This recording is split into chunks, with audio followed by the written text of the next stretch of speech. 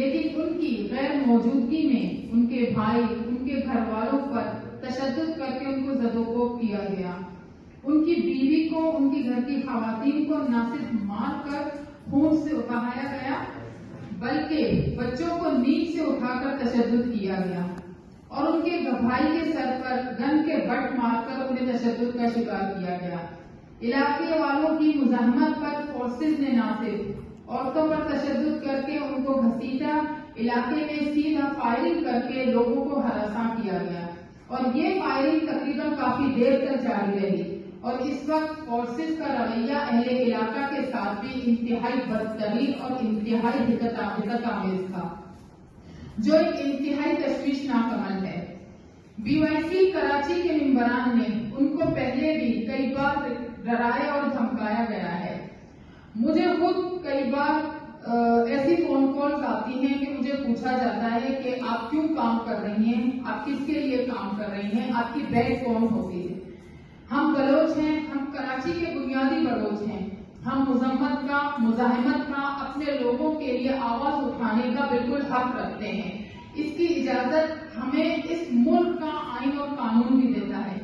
لیکن رینجرز اور ایجنسیوں نے کل جو حد کر دی، ایسا کر کے ایجنسیاں اپنا وجود کھو رہی ہیں، کیونکہ نہ ان عمل سے نہ ہم ڈریں گے اور نہ ہی ہم چپ بیٹھیں گے.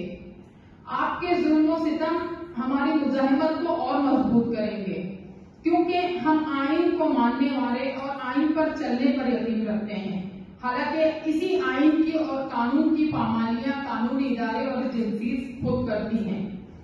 ہم یقین رکھتے ہیں کہ عدالتوں پر جو انصاف کا کٹہرا ہے، اسی لیے اگر ہم پریس کلب کے سامنے کسی بھی اغوا نما گرفتاری کا ذکر کرتے ہیں، اس پر احتجاج ریلیاں اور مظاہرے کرتے ہیں اور عدالتوں سے اپیل کرتے ہیں، تو ان معاملات کو سنجیدگی سے لیا جائے.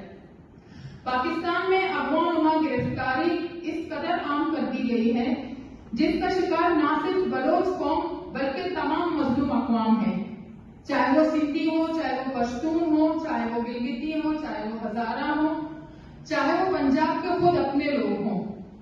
لیکن ایجنسیاں یہ بھول گئی ہیں کہ یہ ایک سنگین جرم ہے اور ہمیں اغوا نما گرفتاری کا خوف دے کر ہمیں ڈرایا نہیں جا سکتا.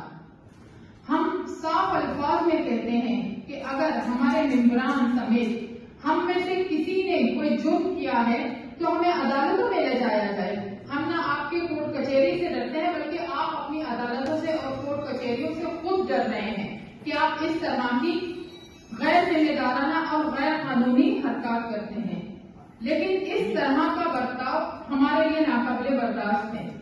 عورتوں اور بچوں پر تشدد کر کے آپ ہمیں کمزور نہیں کر سکتے ہیں بلکہ ہم کریں گے.